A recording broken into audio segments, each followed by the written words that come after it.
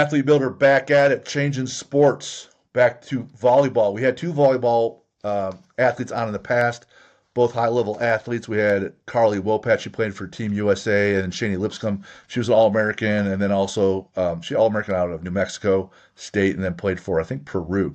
So we had two high level volleyball athletes. This time we have a coach at the pro level. Unfortunately, born and raised in Ann Arbor, Michigan, and from Ohio, I'm an Ohio State fan. So we're gonna get along today. We're gonna have a lot of fun.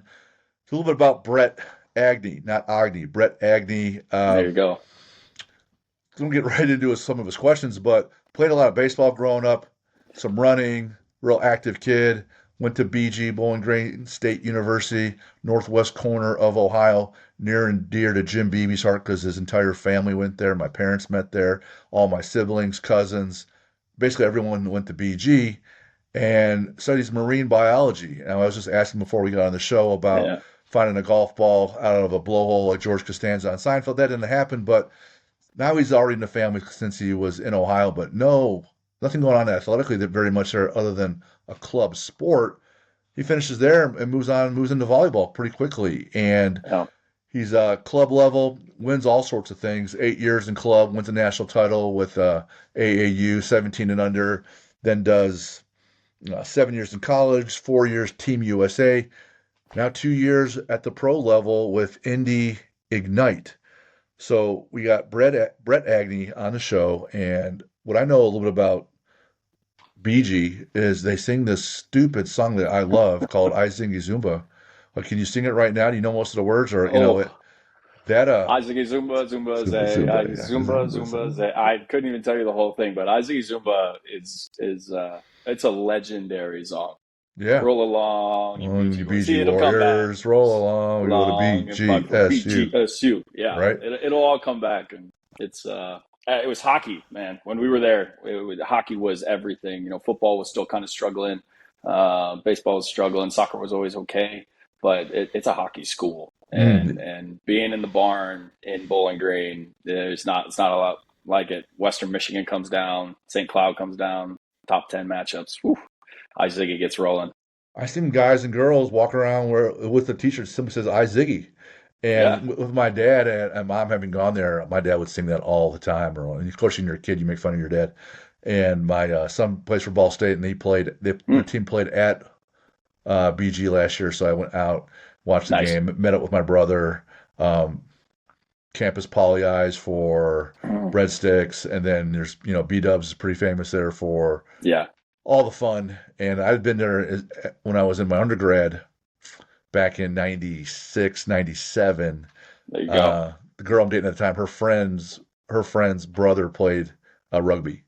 And similar to hockey, rugby's kind of a big Mm, deal yes. over at BG. And we were there, and this new guy scored his first try. And I'm pretty sure they pantsed him in the bar, and he had to drink beer out of his boot. And I'm like, this place is outstanding. This is going to be so much fun. Sounds So like Bowling Green, yeah. the rugby culture and then like BG in general, just kind of Yeah, fair. blue collar, but a lot of fun. Yeah, BG is just this weird little niche, and you're right. From just North Ann Arbor, plot twist though, not a Michigan fan. Make that clear early. Wow. Yeah. It's an odd for that area, but sister went to Michigan State. She's older than me, so I kind of had that older sister influence taking me to the dark side early. I just couldn't. But you're a Buckeye, you won't get this because you guys are all insane too. But I just couldn't handle the fandom. Yeah. Like They're couldn't so handle the obnoxious. we are the best team in the world Right. concept. So definitely had a bias towards Sparty, but yeah, and then knew I wanted to study marine biology, and weirdly enough, Bowling Green has a great marine biology program, which makes zero sense for being in the middle of cornfields in Northwest Ohio. But a lot of it is freshwater biology too, and obviously having the lakes right there is pretty convenient. But I was a saltwater biologist, but I went down to tour, just regular pre college tour, see what it was all about. Went down with my mom, and I absolutely hated it. I was like, Mm. "This, why would people come here? Yeah. It's a cornfield, and then just dropped in the middle of nowhere, there's a university, and it's a good size, like it's a nice average size school. It's not too small, it's not too big. Yep. Um, But so yeah, I didn't love it going into it, but I knew the program was really good. I really liked the professors that I was going to have, and the shape that the future was kind of looking for me. So I was like, all right, I'll go.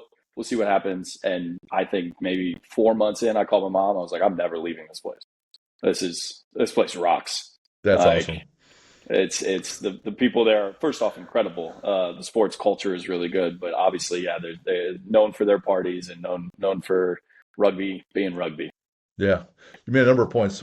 Michigan, Ohio State fans. I'm the first one to say that they're terrible, obnoxious. Don't want to be Sure. around them. And I like my team and all, but they really put it on you and in your face. And it's like, Yeah. man, come on, man. That's what matters to me, though. As long as you can admit, you're like, hey, we know we're being egregious about this, Yeah, they are. then I'm cool. We can be Yeah. cool. Like, support your team. For most people, just be honest, and we're gonna get along fine. And similar to you, like I went to Yeah. Purdue. That same deal. It's a college town in the middle. There's corn and beans in Yep. Indiana, and you're here now, so you know what that's like. So you have an option. You could win because you work with Team USA. You can win a gold in volleyball or as a coach, or you can win a gold in beach volleyball. Which one do you prefer? Whew. Indoor. Definitely indoor. The Why? indoor space is so competitive. Yeah. There's so many incredible teams. Turkey's so good. Japan's incredible right now. China's always good. Brazil's getting better. It really, really would take a lot, to win on the indoor side. So yeah. Hmm. Isn't it a little weird being one of the smallest guys? Because even if you're 6'3", like I'm 6'3", I'm looking up at a lot of people, and when they're wearing It heels, is. there's 5 women in my family that are 6 feet, but like Yeah. my God, those people they're It's just built different, Oh yeah, and obviously I've climbed from club to now pro. right? Obviously, the heights get bigger every single year. Taking each step from that. And in my normal, I mean, I'm 6 foot, maybe 6'1" on a good Yeah, day. My normal life, I feel great. yeah, I'm definitely one of the tallest guys in my group, and I go to work, and I am the absolute shortest person in the room in yes. every conversation. But I love it. I absolutely love it. It's cool. They're incredible athletes, and that's what we want to work with. So your team wins, Indy Ignite wins the whole thing, and you guys are going out to eat in Indianapolis. But Cool. Brett, being the technical coordinator, which is coach speak for the nerd aspect of coaching, which I like Yeah. quite a bit. But hey, since you're technical coordinator, you got to pick where we're eating in Indy, and you're Ooh. supposed to be like the guru of. After a championship. You get to pick, man, because someone's going to open up Oh a checkbook and yeah. take care of a big tab. But where do you want to go? I'm going to Vita. It's on the east side. Okay, Absolutely love it. You got to check it out. sounds Italian. It's contemporary Mexican more so, I would say. Okay, Yeah. what's so great Very. about it? I think it's by far the most care taken in the food in Indianapolis. Like the care and the effort and the design is top tier in my opinion. I'm a big foodie, so I've done the Indianapolis tour of food every week. That's one thing I will splurge on always, and I love Vita. Um, All right, so now you're an athlete, and it's a regular Thursday, and so you don't have a lot of, you don't have hours and hours for a big sit down. But like these athletes, when they're working so hard at so long, the calorie burn rate's high, so you need volume. mhm. So where's Yeah. Brett? Where does Brett go for food for volume? Oh, Fogo. You got to go Fogo de Chao downtown. Right? Strap in, wear your loose pants, and Bring a little towel because the meat sweats, yeah, right? yeah, no doubt. So now You got to the ring. hydrate prior. That's my key at Fogo. You got to hydrate early, get it all sitting right. So now the team wins, and they're bringing everybody on the court the next year, and the rings are coming out, and Brett picks his walkout song. And everybody gets their first like 1 minute, 60-second blurb as they introduce everybody, and you pick a walkout song. And all the girls are coming behind you because they're the actual ones that want it. You're just a good-looking guy Yeah, that does all the nerd stuff, right? yeah, they do the work. So what's the walkout song? Oh, wow, it's probably got to be something old. Probably some Mac Miller. Oh man, Senior Skip Day by Mac Miller.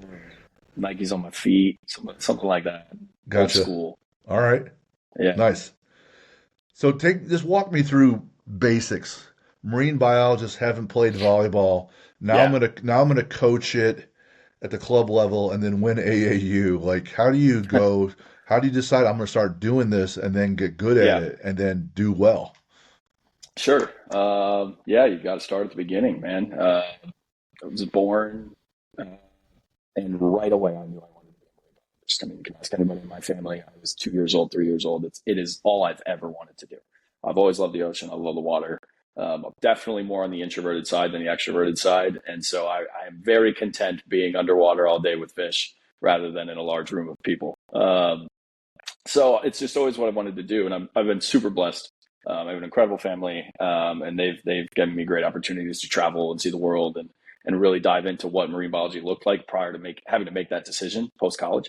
So I went to Australia when I was a junior in high school on a people to people ambassador program, which is an incredible travel program for youth that does a pretty good job of kind of teaching life lessons while also exploring. And that took me there for about a month, I want to say, and that was my first trip to Australia, and that just double solidified that I knew I was doing the right stuff. So ended up choosing BG to go there just because of that program, and they had a specialty, and so continued to love it all through college, and was loving it playing club ball, club baseball, and doing that. But I was athletic, and it was fun. And you know how college is like. You go to the beach court on the weekends and play with the boys. So I was playing pickup volleyball just for fun.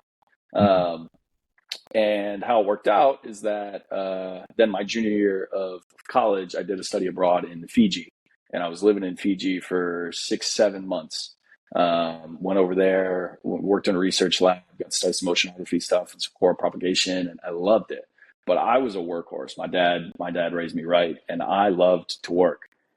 So even when I was in college, I would work, Walmart in the mornings, pushing carts from like 6 a.m. to 10 a.m., go to class from 10 to 2 p.m. Right at 2 p.m., I'd go to another job, and then I'd go valet at the casino until 3 a.m. Like I wanted to work at all times. And I don't know where that came from, truly, just having two great parents that always did the same thing and were always grinders. So I'm living in Fiji 6 months in, know I'm coming home in December, and I couldn't really hold any of those part-time gigs as a junior in college for the seven. Be like, hey, call me in 7 months. That's not happening. They're finding some other guy to push the dang cart.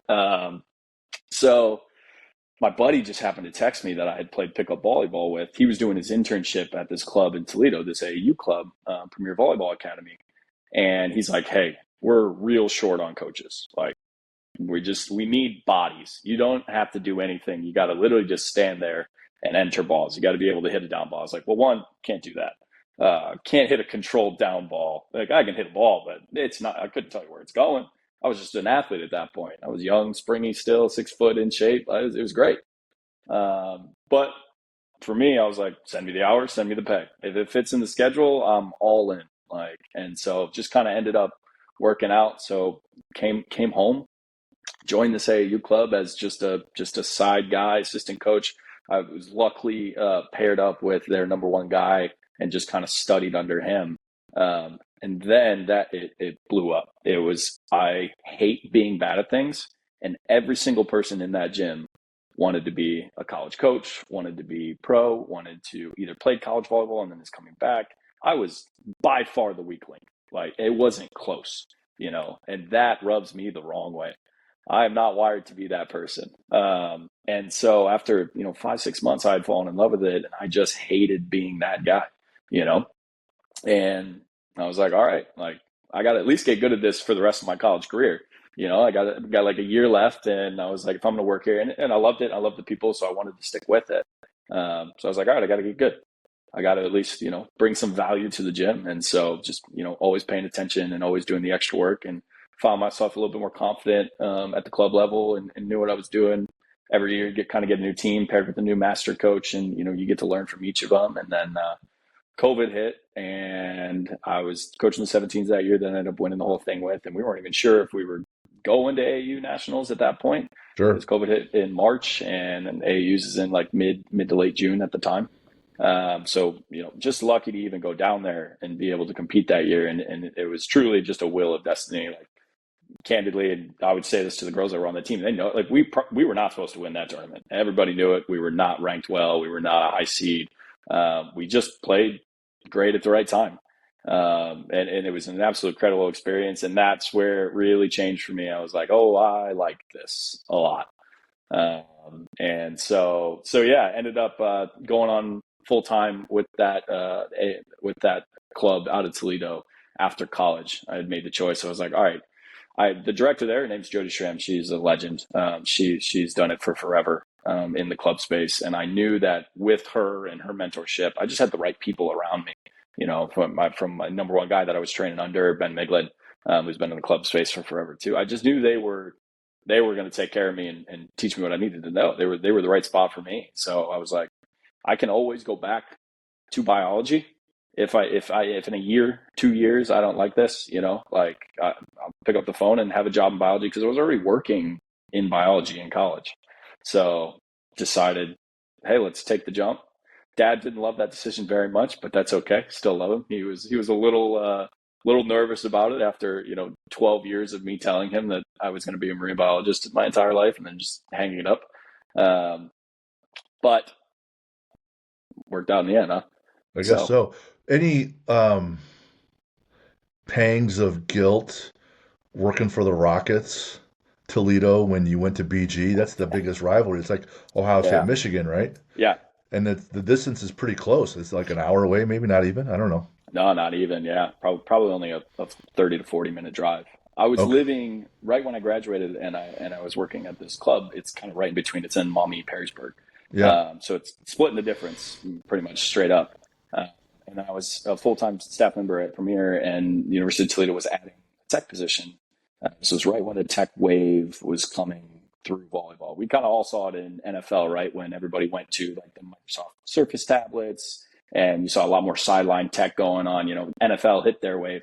Volleyball's wave of tech was kind of that 2020 space, 2019 space. So they had called, they knew me just being in the area. They knew I liked the analytical side. They were like, hey, we're adding this position. You want to do it? Jason Oliver was the head coach there at the time, and I think it was Monday of a week, and he's like, "We start on Friday. Uh, Figure it out." Like, in Wow. the best way. In the best way. Yeah, learning how to code in a whole coding system and a whole old data volley system at that point was not easy. I think I fell asleep with a textbook on my face like three of those 5 nights. And Wow. I was absolutely not ready to go on the Friday, but he knew that he was pushing me. Yeah. So yeah, we started the season that Friday, and I joined on and just joined into another incredible staff with great experience and great teaching skills. And so every one of these steps is the credit to why I'm here where I am today. All of these people are a huge part of why I made it. I would.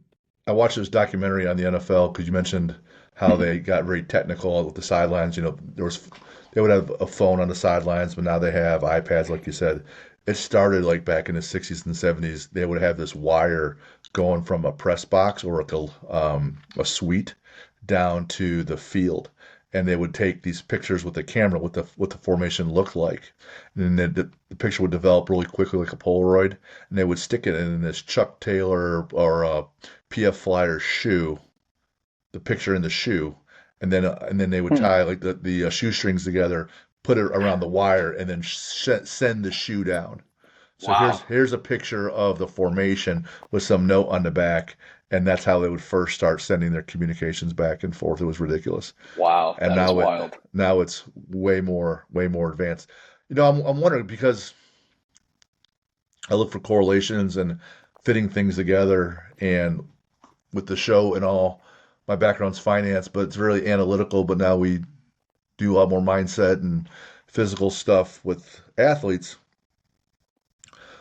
The marine biology thing is a precise approach. You have to look at data. There's science involved, and Yep. once you get your information, then you got to be able to run the spreadsheets and regression analysis and all that jazz. So there's a big nerd factor there that is not, volleyball, football, or whatever, but it's that skill set of be able to manipulate data, utilize spreadsheets, and then find trends. So I got to think that some of that, at least that skill set, you're not looking at fish or coral reef, Yeah. right? But that skill set's is probably what is carrying you in that technical role because you have Yeah. You're that 100% right. that brain that works that way, right? 100% right. Yeah, it's I think what really helps me and has always helped me and what makes me kind of unique and has allowed me to kind of climb faster than a lot of people my age or even that didn't play is like I didn't play the sport. So I going into it and still to this day pride myself on the fact that I really try to have no bias. A lot of people, and I'm not saying that people that play the sport are bad coaches. Some of the best coaches are people that play the sport. Some of the worst coaches are people who play the sport. It does not have a correlation, in my opinion. But what's really valuable and unique to me is that I wasn't taught that way when I was 8 because I played, or like my 12U coach didn't tell me that this is the way that it's done. So I have no preconceived notions on this is the way that you should pass a volleyball. This is the way that you should do X, Y, and Z. And so with the biological side of kind of the analytics, hey, let's just do it as best we can. If you want to do it X way and you want to do it Y way, I'm totally fine with it because you two are different athletes and that's good. And I think one of the biggest skills a tech person and a data-driven person needs is being able to find the numbers that you have to ignore. Not paying attention to numbers is one of the most important numbers jobs there is. We get a ton of data. Especially in today's day and age, you can pull so much data, and 90% of it doesn't really matter. It's not really going to help you win. It's about finding the golden nugget or two that are very correlated to points on board and winning. So being able to ignore data is really important to me. I worked at a hedge fund and I was a trader, and I was the technical analyst, and you can get in that data mining trap where numbers never lie, but they don't tell the whole story, and you can keep manipulating the data until it tells you what you want it to say. Exactly. And you made a different point, so you're starting off in volleyball kind of, not as a mistake, but like really, like what are you doing here, kid? Yeah. If your buddy would have called you and said, "Hey, man, we need someone to fill in a chair at the local symphony orchestra. You're going to hold a violin, and you're just competitive." Do you end up just learning how to be, in a string quartet, and now you're playing in an orchestra because you're that competitive? But I better be the first chair in 3 weeks. But right. We'll see. Yeah. Now, if you're with the right people, because you'll have athletes that are with the wrong people that the coaches don't like them or there's a bias against them. Sometimes those athletes don't play. And sometimes the athlete's not very good, but they do play because there's a bias, whether it's a family bias with nepotism or someone just thinks, I recruited this person and my guy doesn't play. This other person plays ahead of the person I recruited. Maybe their ego is on the line. But if you're with the right group and you're unbiased, where you're just objectively evaluating the talent or the situation, that's really obviously optimal. Now, but we're all humans, and it's almost impossible to be robotic. So how do you mesh that? Here's what the brain says. Here's what my eyes and heart feel. Now we got to come up with some decisions. How do you guys do that? Yeah, I think collaboration is obviously huge, and patience is huge. I think I'm a very, in my personal life even, not just my professional, I'm a very level guy. Like I don't do high highs, I don't do low lows. I just operate in this space because that's where I feel good, and I feel that I don't say something I don't believe in. And I think you got to think things through. You got to look at it. If you get data back, you got to search 1, 2, 3 things more. And so collaboration of like, hey, I'm seeing this, you guys seeing it. I think when you have 2 or 3 minds in a room and they all see the same thing, you're probably right. You're all on the same page. It's when you start to disagree that you really have to hang your pride up, and you've got 4 great coaches in a room and we all disagree on who the starting outside hitter should be. That's when you got to get unprideful, and you got to really dive into data or feel, or how does she make the other people around her play? Maybe it's not about her position, maybe it's about somebody next to her. And so, I think patience and calmness is huge. Actually, last year, for the first time I've ever seen it, I went preseason. College is in season right now. They just finished up preseason. Big Ten started last night, actually.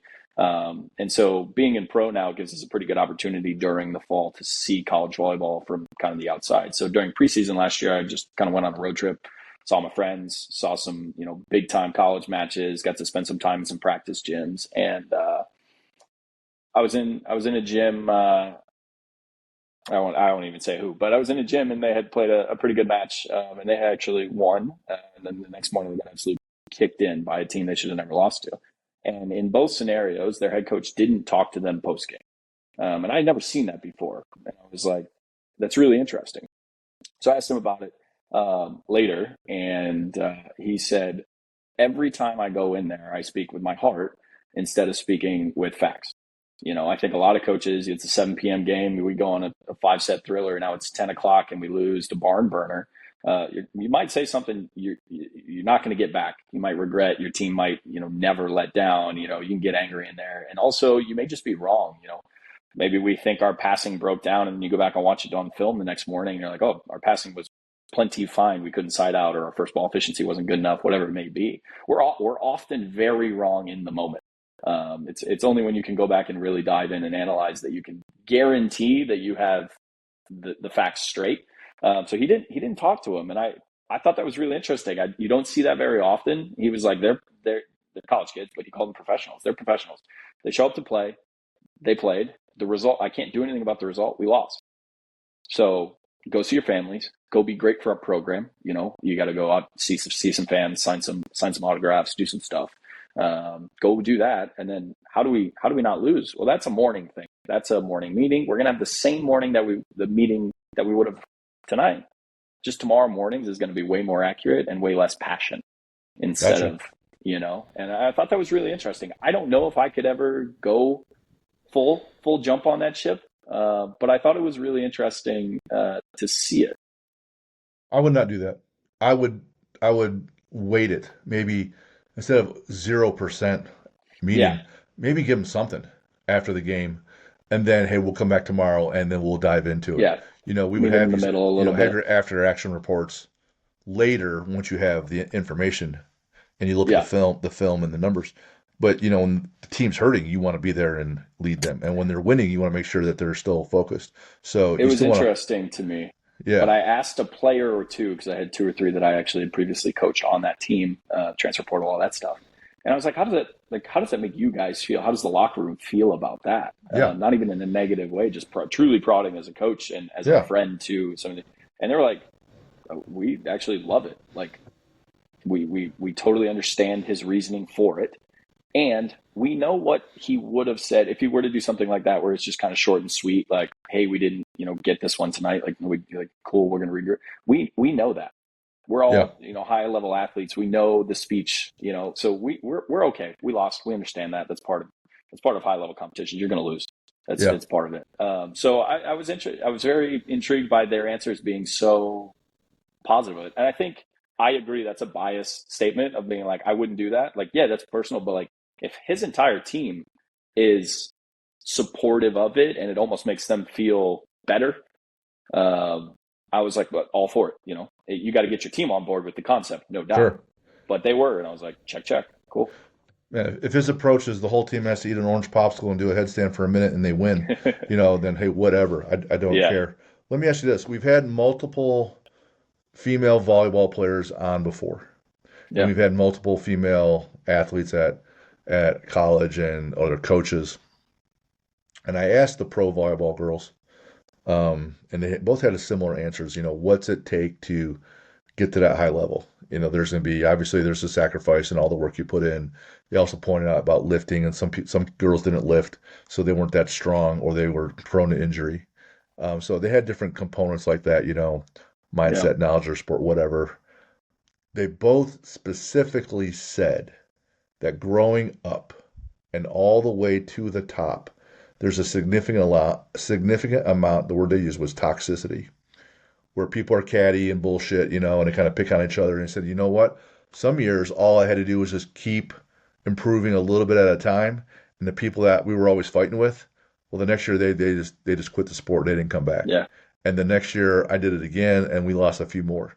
So they say it's lonely at the top. Well, there's so much attrition because as you get further and further along, some people are just like, you know what? I'm done. I'm out. yeah, So if you sometimes you just outlast those other folks, the next thing you know, you're the only one standing. yeah. So it's a hard question and it's broad, but talk about what you've seen and how you, because culture's everything. Yeah. Like you said, the team should have won and they got beat and they shouldn't have done that. So culturally, mindset wise, they got beat that day.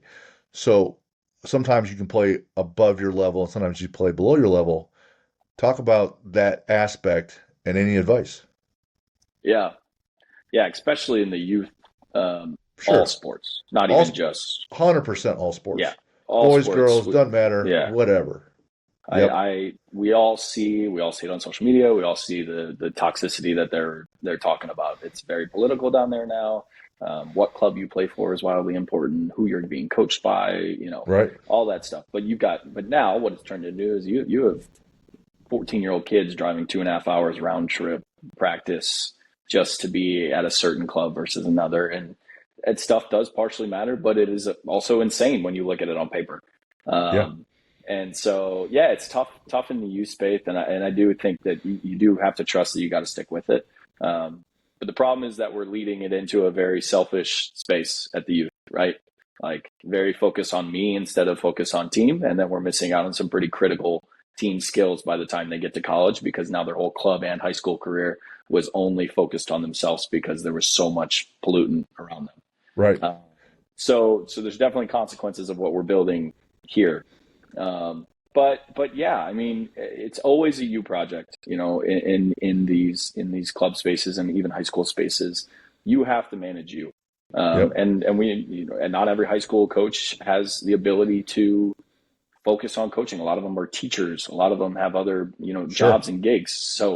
So I am a big advocate, even when I work with you stuff or clinics or stuff like that. I want to teach them how to teach themselves. Yep. I don't want to teach them. I really don't want to teach them anything. I only want to teach them how to teach themselves and crack their own code. How hey, this happened. Okay, you tell me why. And the power of why to me is wildly important. So if they miss hit a serve or something like that, they'll be like, oh, well, went way right or whatever. I'm like, why? And they just Yeah. stand there with blank faces. They're like, I can't answer that. I'm like, how can you not answer that? You've been playing this sport for 5 years, you know? Right. And they're like, okay, well, it went way to the right. Maybe my toss was that. I was like, that's a good proposal. Are you 100% positive that's true? And they're like, no. I'm like, all right, so what else could it be? And then you just go down this chain and like, oh, okay, so my hand contact was bad. I'm like, all right, why was your hand contact bad? And they're like, well, I don't know. And you just keep going down this chain of, that's true. Okay, why? Why did it happen? And then at some point, you're going to get to the bottom of it. And they're like, oh, so that's what I have to change to fix this thing that is 7 steps away. And that process is not taught enough at the youth level in high school or club. They have to be able to teach themselves.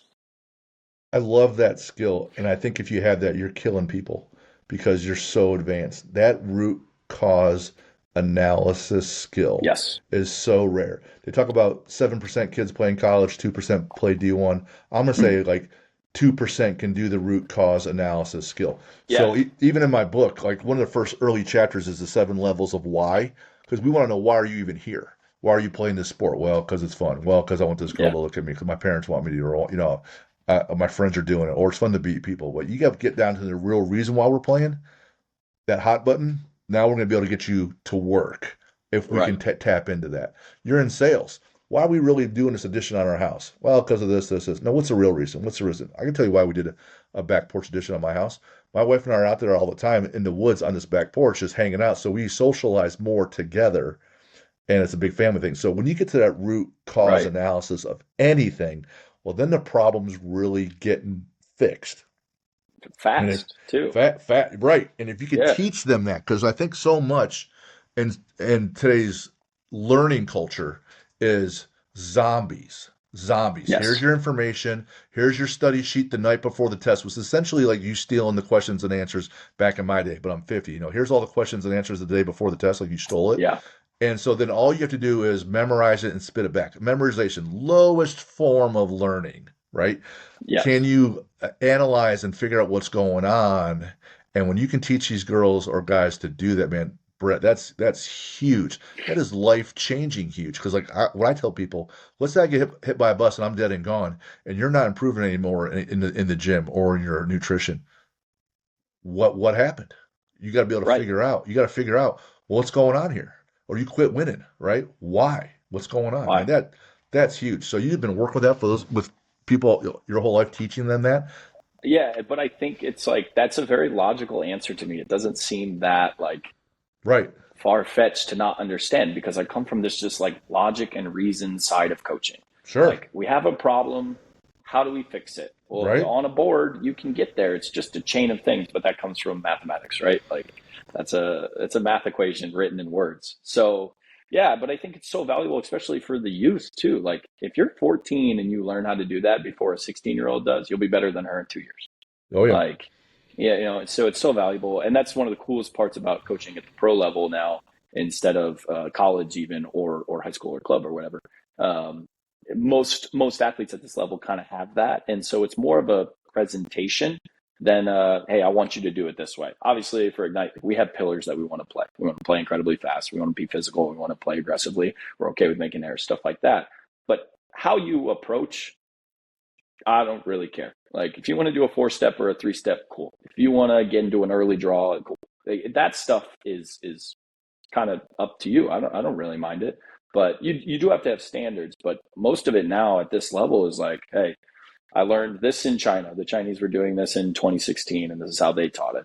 This is another way that I saw at a university on the West Coast, because West Coast volley is very different than East Coast volley, and you kind of just present this platter of options. yeah. If they have a specific struggle, hey, my arm isn't getting around quick enough, okay, here's 6 options, let's try 6, and you run science experiments for all of them, right? You take 20 reps this way and you're like, hey, I didn't like this, I didn't like this, I like this, I like this, and you just kind of narrow it down at this level, which is the part that I really like about being at this level.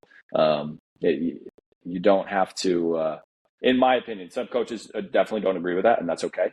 Everybody's got their own coaching philosophies, and some people want to play their way, and that's the only way to do it. Cool. That's totally fine. It's just not my way. Um, Depends on the level of athlete. Obviously, someone who's just yes. learning the sport, you're going to micromanage how they tie their shoes. Yes. After a while, at the pro level, you're going to say, hit the ball to the open area, Yeah. and Score. score and put the ball down. Like You know how to do it. you can be a lot more broad because the IQ is so much higher. Yes. And then when you have that enough years, those 10,000 reps, they would say, those 10,000 hours, whatever, of experience, then they know what they need to know about how to play. That's when they could then be creative, make some adjustments. Like even like Larry Bird in basketball. Normally you keep your shooting arm vertical right in front of your face. Well, he pulls it back over his one side of his head, behind his head a little bit, and by his ears, so it wouldn't get blocked. Like fundamentally, it's not taught like that. But for him, he worked it out, and that's how he would shoot. Mhm. So, like you said, whether it's a 3-step drop or a 4-step drop, at that point, there's such a high level. Hey, well, for me, this works, and that is absolutely okay. I had another question about the youth because this is kind of near and dear to my heart. And I have a niece. My wife has a niece. They both play high school. They both play travel. One plays for Muncie, I Yep. guess. Montana. But Yep. but they already moved her to Ball State. And I guess Ball State has their own volleyball program for high school Yep. kids, and she already plays for the I guess the college somehow, but she's in high school. Anyways, at that level, they play, in my opinion, like a college level of volume, and some of them are only 14 years old, right? Yep. And forces mass times acceleration. If you're weak, you're going to get hurt, or if you're weak, you're just going to suck. Yeah. So they're doing all this volume and they're not lifting. Trap bar deadlift, squat, box squat, build up your legs, lunges, and then once you're stronger, then you can absorb force on the way down, and you can exert more force into the floor. And I've been screaming from the mountaintops to these coaches, hey, not as much practice, have them lift 2 or 3 days a week, a little bit, and their longevity will be way better. Injury rate will be much lower, less ACL tears, less Achilles blown out. Give me your thoughts on that, Brett. Yeah. Oof, that is a load of a question. Right? Wow. Yeah. Uh, I think we see it in all sports in Yep. youth right now is overtraining. I do think that we don't still have a very, and I haven't done a ton of research on it, but we keep track of it. I don't think we have a great answer yet on like when the actual time we should have start like heavy lifting kids. Mm-hmm. Um, Typically, most people believe it is in the 15 to 17 range, not really trying to sniff into the 14 range when Yeah. you're really moving heavyweight. But that doesn't mean you can't be lifting. Right. But you probably shouldn't be max deadlifting, when you're 14 years old. Okay. No problem. So, um, so yeah, we have to lift earlier, and stretching is so boring, but also flexibility is like the number one like injury prevention thing for me, especially in volleyball. And true in football too. I feel like if you are wildly flexible, you are probably not going to get injured unless it's not something that's in your control, a contact play or something like that. So I think it is wildly gross how much we are playing youth athletes on the weekends, especially at club tournaments. They're playing 5-6 matches a day sometimes on concrete floors Mhm. covered by sport courts and convention centers. Yep. Um, I don't know if there's a scientist or a doctor in the country that tells you that that's a really good idea for the knees. I just can't see it happening. Can't see somebody walking in and being like, yeah, that amount of jumps was good for that athlete today. And then you Sure. get into a college, and we obviously we've got a lot of jump tech now. There's a lot of jump technology and load management technology that's coming up, and you're looking at like 130 quality forceful jumps in a practice, and kids are That's playing 6 matches. Like, how's that possible? She's taken 50 swings in warm-ups alone. yeah. So it's baffling, and I think that's agreed upon. I don't think that's a hot take by any means in the club space for volleyball specifically. Okay. Parents know it, players even know it, coaches even know it, but more matches means more money for tournaments, and that's how it works. So they're companies, and they want money, but wow, if I was running a youth volleyball team or a high school team, people would be probably mad at me for how little we would practice. Yes. And they Yeah, would they would smash people. yeah, yeah. They would smash Two people. maybe two days a week, two film. Like you can always be in film, and you can always weight lift or cardio or strength train or like. But I don't know. Yeah, They it's get a plenty loaded of question, but they get plenty of cardio and practice in games. mhm. Now, for power and speed, you want some springiness. You don't want to be sprung. You want some tightness. You can't have super loose and absorb. You want Fair. to have like so if you want to, jump or sprint, you got to have some level of tightness. You can't be too flexible, otherwise you won't have that component. We had Jeremy Hartman on. I don't know if you know him. He runs Hartman Sports Performance, Columbus, Indiana. He competed internationally in powerlifting. Trains a lot of youth, sports performance, mostly just lifting though. Adults as well. The big three lifts, and like he smashed people all growing up in lifting, and trained at Westside Barbell, super strong. And I go, how'd you get so far ahead of everybody? And he has this approach which I take with our young kids at the gym, which I just love his approach. He goes, luckily, the guy down the street, his sons were my best friends, and they were all wrestlers, and his dad was a strength coach. So I would hang out with them at their house, and we would lift. I go, what would you lift? He goes, nothing that you would think like barbells and dumbbells. We're just doing farm boy stuff of carrying things, whether it's hay bales or whatever, but we're pushing sleds and we're carrying things that take almost no intelligence. Yeah, Pick things up and walk, lean forward and walk or walk backwards. So it's just building that raw strength in your tendons and your ligaments and then also your muscles. And he goes, I just did that all through junior high. It was until I was a sophomore that we started actually using the barbell in school, back squat, yeah. deadlift, power clean, whatever. And I was like 100, 200 pounds ahead of everybody just because I had this raw strength. So you could take a team with some sleds and some things to carry and do a ton of work Hmm. quickly, safely, and make an impact. Is my big sales pitch to the world. And it's also not like high tech. You don't need high tech stuff. You don't need a nice weight facility if you're a high Now, school. You don't need if you're a club team and you don't have the best stuff. Like, I mean, kind of going back to Fiji, like being in Fiji, like you walk past a 14-year-old boy in Fiji, and I would think he was a 48-year-old man that was going to kill me. They're the nicest humans over there, but he could flick me, and I would have bounced off of the wall. And these yeah, guys are just throwing around rocks. Yeah. Like they had a pretty sick the rugby team trained right outside of where we were living, and you know how those rugbies work over there and the All Blacks in New Zealand. Like I've been there twice, which was pretty cool. I got to do some stuff over there with them, and they don't do anything fancy but move weight. Yeah. Tonga, all those Polynesian countries, whether it's like you said, Fiji and Samoa, like Mhm. they're just moving things like that. And there's body weight things you can do, especially with kids, but yeah, the basic stuff of hauling stuff, just Yeah, hauling stuff. yeah. Um, I had And I think that's changing. great for general mass. Like Yes, yes, the thing that's really specific about volleyball is that we have to move. We're a very explosive sport. yep, It's very short burst fast. So sure. it's all those same concepts, but the biggest thing that we'll throw like the curveball in is that we want to move weight fast. Oh yeah, So yeah, I don't need you to pick up the 400-pound rock. I need you to pick up the 200-pound rock as really fast as fast. you possibly can and put it back down 50 Right. times. So but yeah, same concepts. Like So at the higher level, you focus more on the power and speed, and so once you have that raw level of strength, you're good. Check that yeah, box. Just maintain it. You don't need a 500 squat. You keep your squat where it is, your deadlift or whatever, and you work on power movements with your jumps and death jumps, whatever. Um, I have in my notes here. It's pretty funny because changing topics, you know, the technical guy, the nerd guy, but he sends in the wrong rotations at Toledo. Like oh yeah, that's that was a that's like saying up is down. Like just walk me yeah. through a 5 set BG win with no serves and pass. So Um, yeah, so Toledo and BG, those two stories right there kind of stuck out with me.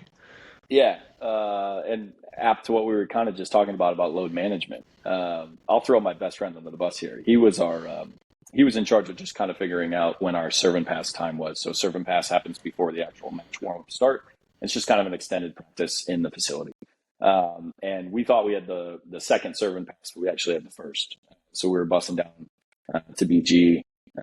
We arrived and the court's empty and there's just 5 minutes on the clock, just kind of dwindling down, and nobody's on the court. And we're like, that's really weird. Typically, they should be out here right now, finishing up. And so we had walked in and they asked the director, "Oh no, you were on. We just assumed you were taking it." Because some people do not take it, but it was pretty rare at the time. It's a little bit more common now. We'll get into that. And so this is our Whoops. rivalry. You get it. This is our rivalry match. Like you need to get into arena, see it, feel it. Balls float differently. The backlighting's different in every arena, so it's pretty important. Uh, so I think we got out there for maybe 48 seconds. Like the girls just kind of dropped their stuff. Two of them didn't even have shoes on. They were like, "We just want to see a ball flight path. I just want to see a ball and see what it looks like." That's all we really had time for. It was absolutely psychotic. And it was a big deal at the time because it just wasn't very normal yet. But we ended up going just barn burner.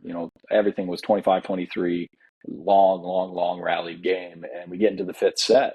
And we're pushing 2 hours and 5 minutes at this point. And start of the fifth, we just start walking over them because we're still fresh. We had saved probably 45 jumps.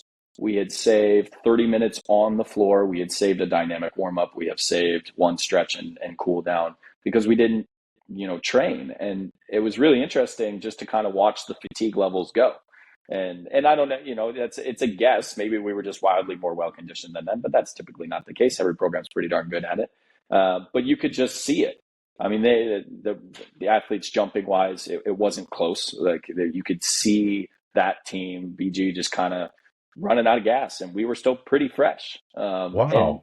it all kind of came down to the fact that we didn't practice for 30 minutes prior, and they used their full serve and pass like they always did. And it kind of sparked a really interesting thing in my brain of like, I is get to this see even it. smart to It's be gotta be the doing? wheels gotta be going, right? Like why are we doing this Yeah, or do you want to retrain it? Because a lot of things just you see coaches doing it. This is the way it has been done, so this is the way we're going to do it. You have sure. a 30-minute serve and pass, you do this for 10 minutes, you do this for 5 minutes. If people want to take extra swings, they do it, whatever. But we're getting into this space, and especially if you're in a really competitive league and most of your matches are going to go 4 or 5 or be a dogfight till the end. Like, Yep. how do you save up just an extra edge benefit? Like, why don't you change your warm up a little bit? So yeah, it was. I was trying to think of just stories from over the years, and that was one that popped in my head when it comes to load management. Like, there's always a way to get better in how we prep and do it differently. And I do think it matters, obviously, what level, what age. But if you're on match 4 of a club team or match 5 of a club team tournament day, and I see your kids taking hitting lines, I want to just gouge my eyes out. I'm like, that's 28 jumps more that you didn't need. If she doesn't Right. know how to hit a volleyball by now, she's not going to learn it in the next 25 minutes. So Right. rest up, get ready to go. Awesome. Love that. Let's talk a little bit in Indy Ignite and shout out Lauren Jackson. Do you know who she is? Yeah, I do. Her secret identity. Yeah. Right, the Superman alter ego kind of person with Indy Ignite. So here's how we know Lauren.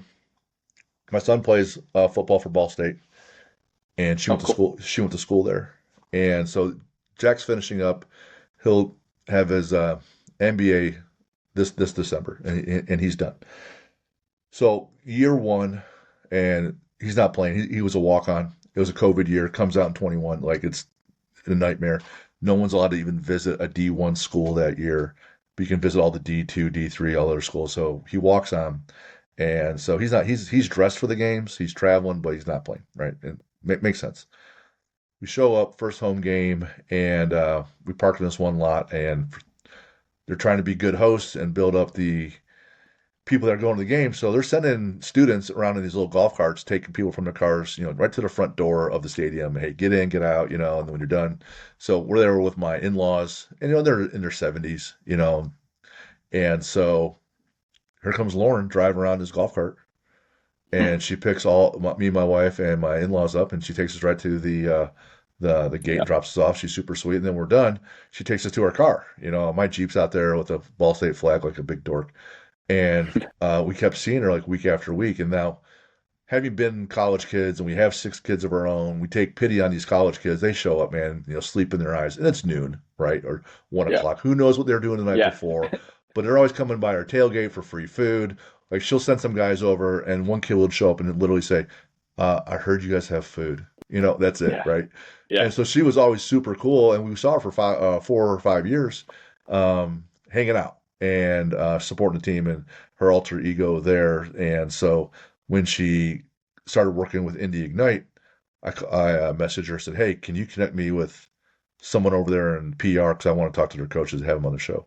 And she Mhm. did that, and introduced me to Kathy and got us to you guys. So where is tell us about Indy Ignite, the season when it starts, where you think they're going, you know, strengths, challenges. Give us an overall, like if you're in front of ESPN and they say, tell us about the lineup and how things are looking this year for Indy Ignite, and Yeah. it's a little early.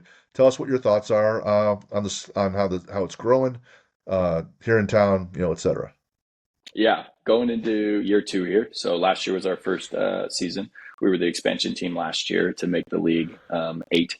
And then this year, League 8 again with we dropped Las Vegas last year and we added Dallas for this upcoming season. So we just kind of finished up free agency.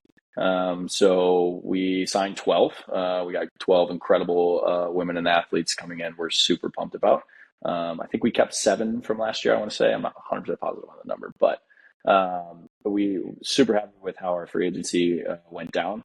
A lot of that free agency stuff, it matters, how you treat them when they come to your gym last year. Obviously, all these athletes play in every arena and they want to be here because of how good Fishers has been to us. Fishers has supported us incredibly. The arena is incredible. I don't know if you've been up to that Fishers Event Center yet. Got to Mm-mm. get up there. It is stunning, brand new, obviously 2 years old now. Minor league hockey plays in there. They've got arena football now, all that stuff. So, and just how good Indy is with nonetheless women's sports, Yeah. but minor league sports and Yes. sports in general. It's a sports city, and so the support from Fishers, but also Indianapolis was incredible in year 1, and we're so pumped for it in year 2 as well. So that has been a huge success for us in the marketing space, and it makes athletes want to play here. So it makes my job really easy come free agency because they know how fun this place is and that we have really nice facilities and really good fan base. So So really happy with our free agency, our 12 coming in, and then we will go into a draft here I got about a month and a half to get ready.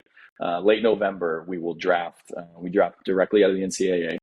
So graduating seniors or grad students, anything like that, and 5 rounds of a draft. We traded away a draft pick last year, so we got 4 draft picks, which will bring us to 16 players, which is kind of right where we want to be going into training camp, which starts in December. So all our girls will report December 2nd, I think.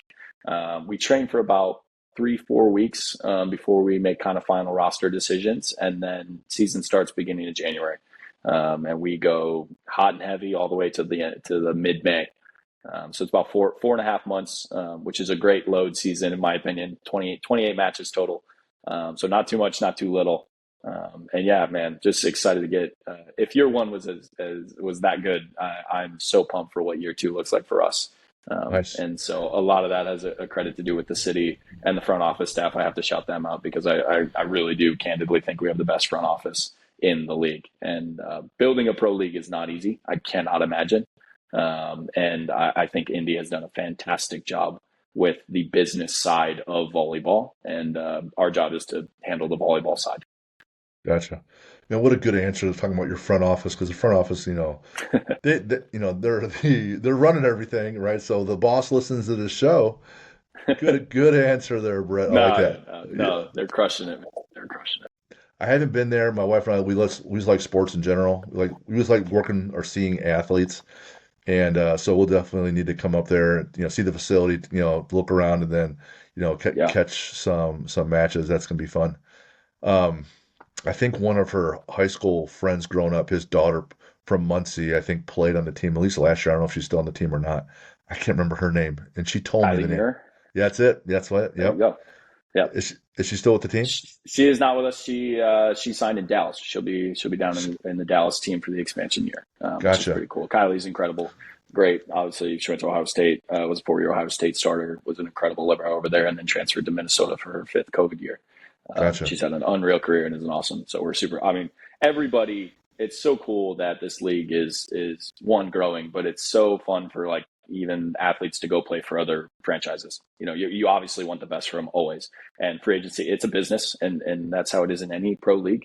You see it in the NFL and the MLB and the NHL. Like those guys like each other, even if they're on, opposing teams. And so we're for everybody that went to go play for another team. We're obviously super geeked for, but we're also geeked for bringing in some transfers per se. So yeah, it's gonna be fun. When you go into camp, if you're watching Hard Knocks, how many people are invited to camp and how many people make the team? And do you have like a practice squad for them to play against? Like, how does that work in the volleyball space? Yeah, so 12 is our roster minimum. 16 is our active roster cap. But during training camp, you can bring in well more than that. So most people will bring in some extras, some training camp invites, stuff like that.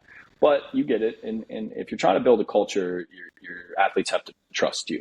And I personally, and I know Lauren, our head coach, doesn't think that bringing in 25 people to compete for 14 spots is healthy. Like if it's just a dogfight, everybody's on pins and nails, nobody knows what's going to happen. You don't, you got to trust. If you're doing that, I don't think you did your job in free agency to convince yourself that girl's good enough to win you the league. I know for a fact that we have athletes on our team that are good enough to win us the championship.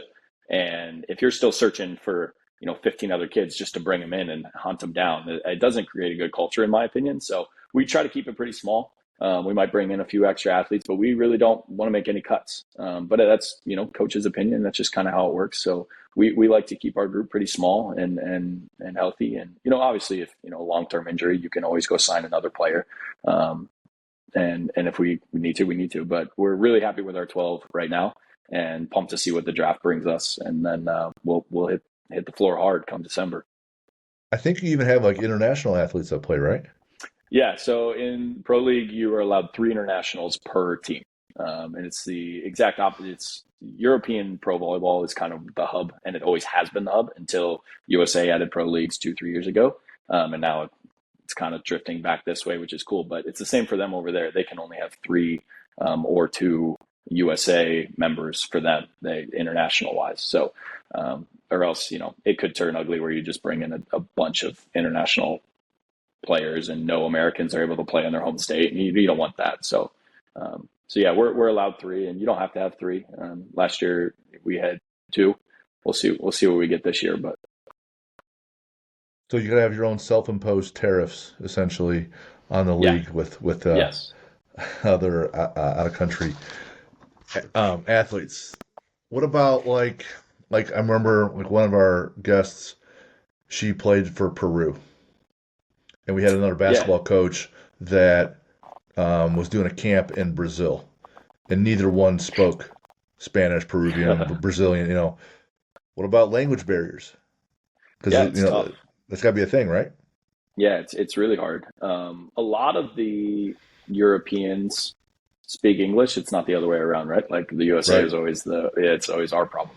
Yes. We are the ones who are always behind, but it's not really. Yeah, we don't really run into it a ton. But yeah, if you're going overseas to play, that's where it gets pretty tough. Or if you're bringing in, if you're coaching NCAA wise, bringing in an international to be an 18-year-old freshman in college is tougher because of stuff like that. They're away from home, family, language barrier, and it's stuff you don't think about too that matters to them, like their bank account and stuff doesn't work. They have to set up a whole new banking system. They don't have a social security number, so it's a pain in the butt for a lot of bills and things like that. And it's just ease of living, so it's hard to be international. I know that from coaching them and having a pretty big role in college with internationals. It's been a blessing being able to travel, but it also means that they're like, oh, Brett understands visa processes and all of that stuff, so you can help them out over here. But I love it because obviously we want to bring incredible athletes over here and show them a really good time. And so I'm pumped to meet. We got an Italian middle coming over, which is going to be pretty exciting. So we'll see Cool. if we get any internationals out of the draft. But international volley is really good, and it always has been the powerhouse overseas. And so it's really cool that Americans get to play pro in America, and it's their childhood dream to be able to play pro in their backyard. And having Indiana players on Indy Ignite is an absolute dream to watch as a coach. Nonetheless, sit in the arena when they get announced, or local players. We got two Louisville kids. Obviously that's in our market, and the arena. They want to support hometown people. Yeah. So it's an absolute dream, and I know it's a dream for a lot of them to be able to play in their home state, even their home city, play the sport that they love growing up professionally, because it just wasn't an option, candidly, 5 years ago. Yep. I'm looking through the roster and I'm like, oh, we have a Boilermaker. And since I went to Purdue, I'm like, well, shoot. Because you're right, people start identifying with, oh, you're from Ohio, I'm from Ohio. So you start thinking, oh, we're probably similar like people. Oh, you're from Yeah, Michigan, you're from Michigan. I went to Purdue, you went to Purdue. So people want that, and they right or wrong to start assuming there's that kind of connection, and so they start cheering for those hometown folks at all levels. Everything kind of matters, but at the top level, like inches really matter, mm, right? And one of the pieces you talked about here, I always have our guests fill out some questions and stuff, and on the nutrition component, and you got people with different diets and from different countries and stuff. You wrote real athletes thrive in this space, in this nutrition space, and the top of the top, they're on top of this. And because like when you're 19, 20 years old, all those guys playing rugby, they can go and play all day long and drink a ton of beer. yeah, But when you're a professional and you're 25 or 28, or you're a veteran and you're in your 30s and you're trying to still get it done, everything matters and your body handles things differently. Talk about just at the club level, some basics that, hey, these people should be working on nutrition wise, and what you see at the top level. So club level basics, and then at the top level, what are some things that you see? yeah.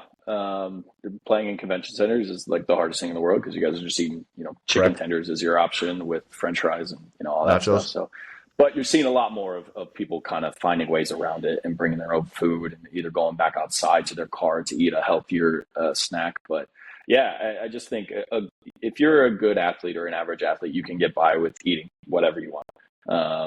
But joining at the pro level for 2 years, and even being in the Big Ten, obviously that's the top of the top. It's arguably the best conference for women's volleyball in the country, and it just matters. The good players are fine with it, but if you want to be great, if you can figure out the kitchen more than the court or the weight room, you have a massive competitive advantage. Absolutely Massive, massive. massive competitive advantage. Write that down. Yes. Yeah, I just think it's not easy. It takes dedication and effort and discipline, but it's not hard. It's not a hard feat. It's not something you can't do. There's limits on the court. You if you can't touch 10-6, you can't touch 10-6. It's just a fact until you work to it. But you can absolutely choose to eat an incredibly healthy meal that's really good and knowledgeable for your macros and what you're trying to do nutritionally, or choose to not. Yep. It's that's not a hard decision, but it is a hard decision, you know. So yeah, at the top of the top, I just think it really matters, especially like you said, if you want longevity. You know, when you're 18, we all know that our bodies are a little bit more susceptible to being okay with it. But yeah, if you want to push, you know, a real career out of something and be 25 and still rolling, and volleyball is kind of a late bloomer sport. Like you really kind of sometimes peak when you're like 26 is like your best year, 28, 29, even 30. So longevity is really important in our sport. So yeah, I think a lot of that gets solved in the kitchen. And I'm not a nutritionist by any means. I'm just a coach that's coached for, you know, 8, 9 years. And the athletes that I've had that are really, really good in that space are all typically really, really good on the court. Yeah. So When we coach our athletes, and you're right about the decision, it's easy and it's super hard. Here's what we tell them. It's really hard in the moment.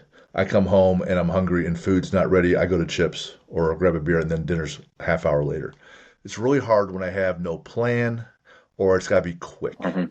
If I make my decisions really then I usually don't do very well. If I make all my decisions on Sunday well ahead of all the obstacles and I put some stuff together, a plan in place where even if it's just one meal, like, all right, I'm going to make sure all my breakfasts are great. Whereas before, maybe all my meals were just all over the place. Just try to win breakfast all week Yeah, long this week and do that for a month. And then month two, try to win your morning snack. And then month three, try to win lunch.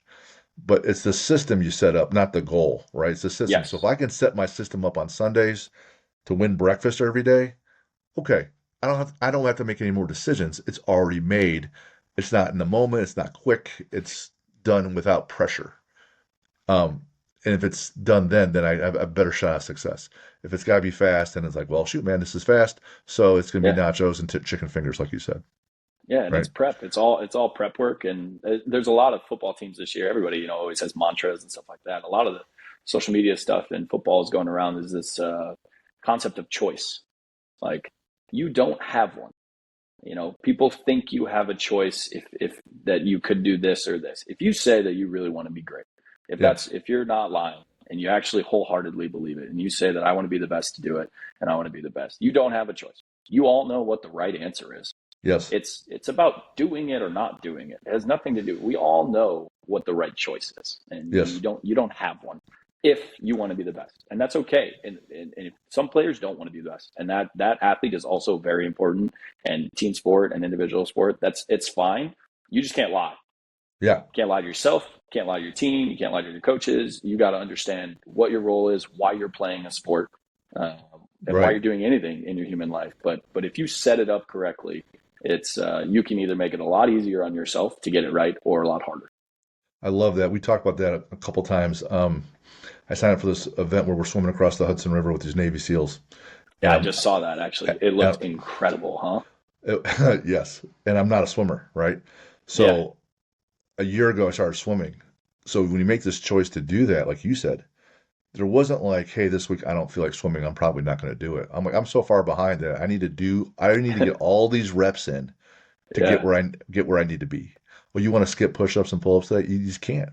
And so once you make this, or let's say you choose to go to boot camp and you sign up to join the Marines.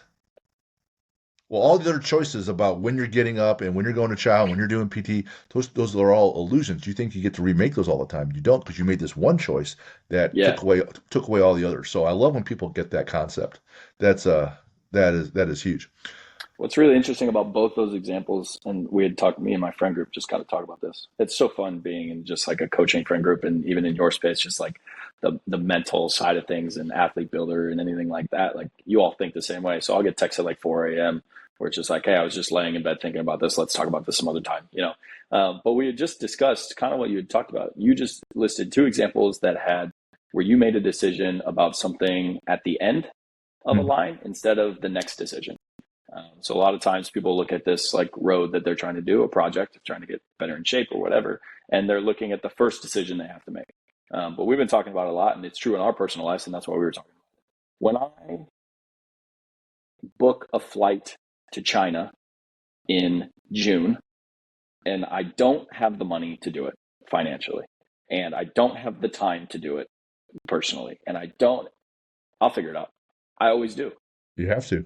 Because I don't have a choice. That's right. So when you start with the back end of something, when you sign up for a marathon that you haven't done yet, you've never been a runner or anything like that, and a lot of people are doing that now, where they just pull the trigger on the sign up, and now it forces them into the next choices. I think that is a much better technique for doing things and making sure they get done, or at least taking your best crack at them, than going in reverse back and forth, looking at like, oh, I'm going to train so that I can sign up for a marathon. Yeah. You're just still not right. You're not committed. Just do it. You will figure it out. You always figure it out, whether it's financially or physically or time-wise, or, it's really interesting. We've been talking about how you can apply that principle into some other areas of life and even coaching and sports. So yeah, It's pretty cool. So when they make the choice, then my life is so much easier, because I'm like, oh, you said you want to play in college. Right. Great. Here's what you're doing. And they're looking at me with big eyes. I'm like, hey, motherfucker, you said it. You said it. So here you go. Now I'm going to take you at face value and your word, and assuming, like you said, you're not lying to me. So here is the answer. And so once you start doing that, we're like, oh, okay. Then you start realizing that person didn't really make that choice, or they did, and it's like, okay, cool. I had an example about that. Oh well, forgot it. All right, so we've been on for a while, having a great time. Could do this all day long. Love what you guys are about, and also just the energy, especially learning something completely out of nowhere, where you didn't even play the sport, but just keep digging at it. And so that's one of my contentions, that with enough runway, you could be a doctor, you could be an attorney, you could be in construction. You just keep figuring out what you need to learn next. Surround yourself with the right people, and learn, and then keep at it. So here's someone who's a marine biologist who's now in volleyball world, right? It's just awesome. If you were playing for Indy Ignite, okay, what position would you be? Oh, a 3 rotation opposite that didn't serve.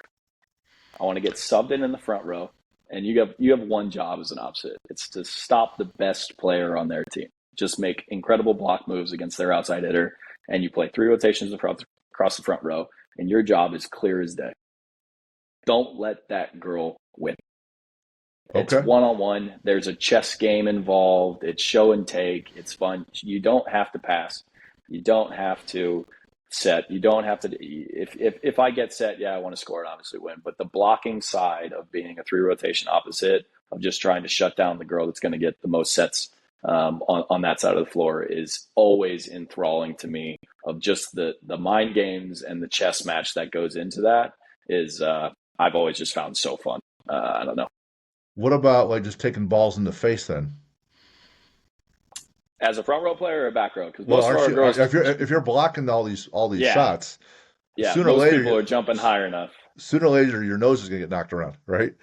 Yeah, it happens. Well, I think my nose is actually still red from one that I got popped last week. Happens way more than you would think, but yeah, technically, if I blocked correctly, I probably wouldn't have that issue. But technique isn't always perfect. But I mean, it's a chess match.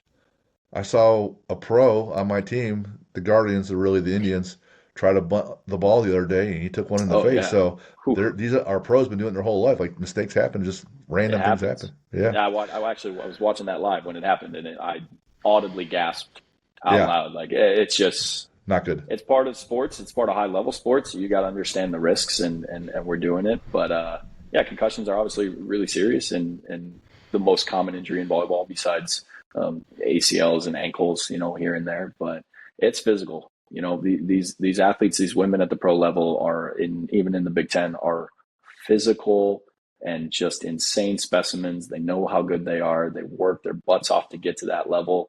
And I wouldn't want to fight half of them. I mean, I'm in practice taking reps against our opposite Ajani, and my wrist hurts.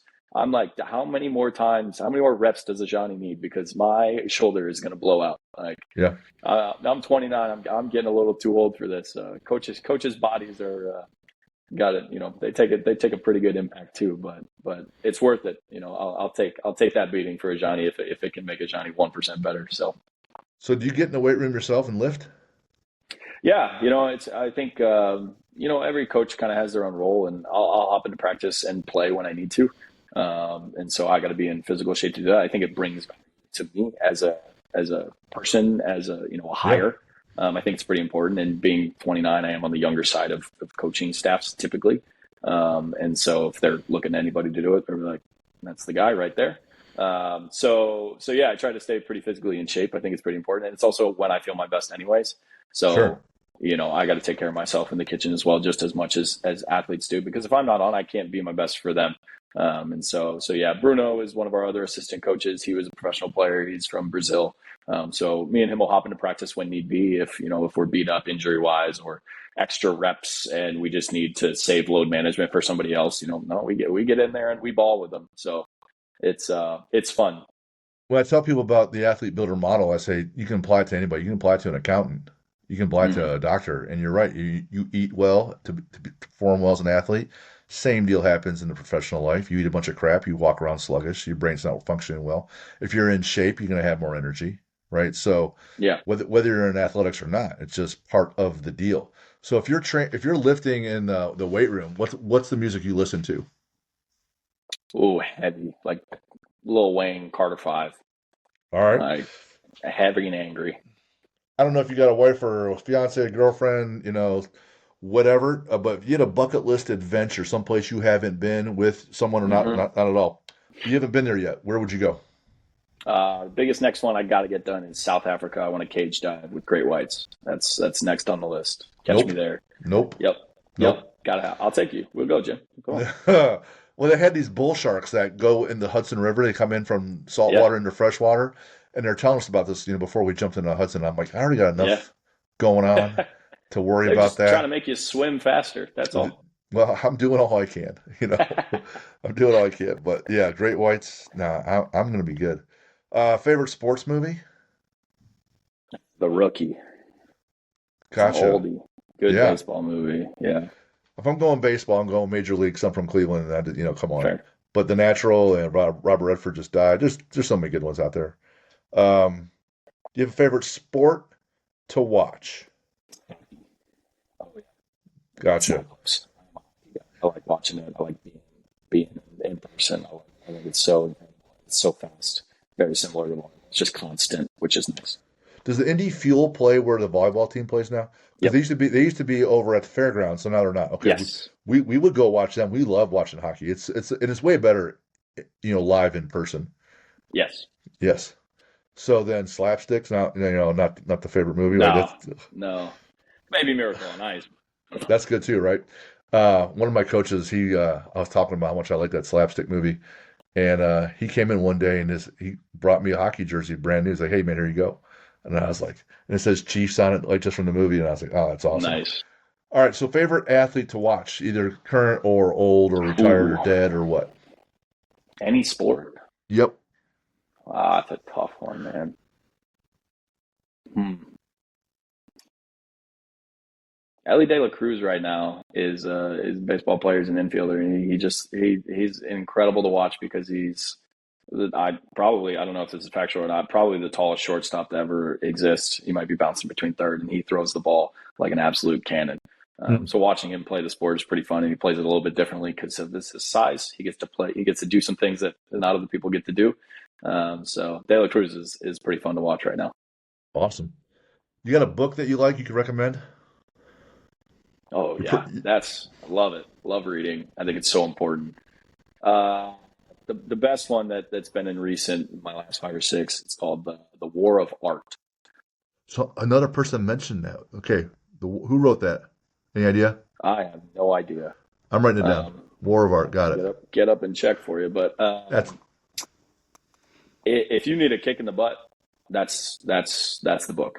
all right. This could be a real life person or it could be fictional.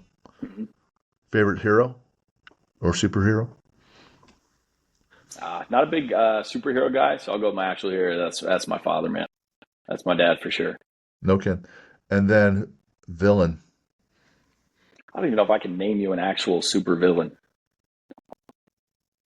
the Joker, right? Everybody knows that guy. That's a fair point, but I wouldn't even come up with that. Not a Marvel or a DC guy, but Joker is pretty legendary when it comes to it.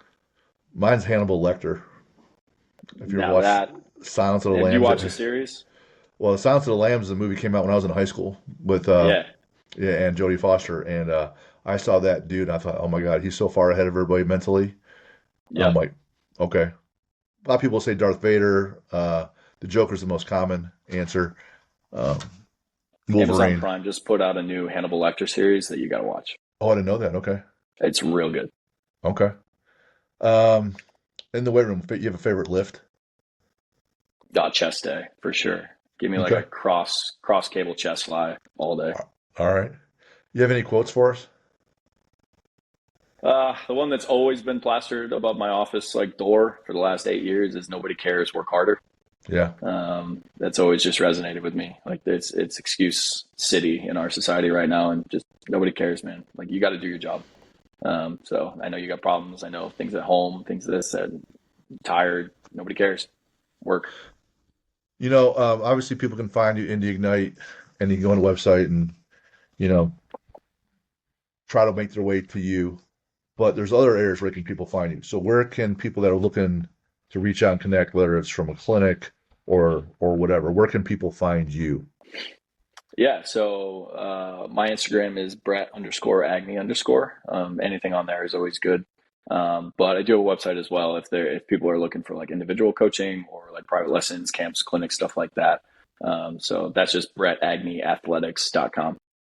So there's a contact sheet on there, and then my personal cell is plastered all around this world anyway, so anybody can have it if they want. And it's on the website as well. So pretty accessible, and I think that's important. I want to be as accessible as possible. I've been super blessed to be around some really intelligent coaches and have some great mentors. So I want to be able to share that with as many people as possible. Awesome. Brett, we had a great time having you on today. It Hey, was thanks for fun. having me. It's fun and good to connect. You had cool stories and cool points that make an impact, and that's what we're trying to do here. And for anyone reaching out to us, and they got questions for our guests or for us, keep doing the same drill. Info@athlete-builder.com. And my next webinar is always the first Tuesday, and it's every other month. So the first Tuesday in October, I think that's the 7th, is the next webinar. And this topic will be training. And people that plateaued, got problems with training, don't know how to train, or don't know what to do to advance. Tune in to our next Athlete Builder webinar. Brett, again, man, thanks for being on the show, man. Loved having you. Thanks for taking the time and providing the gift that you did. Thank you. All right, we'll see you.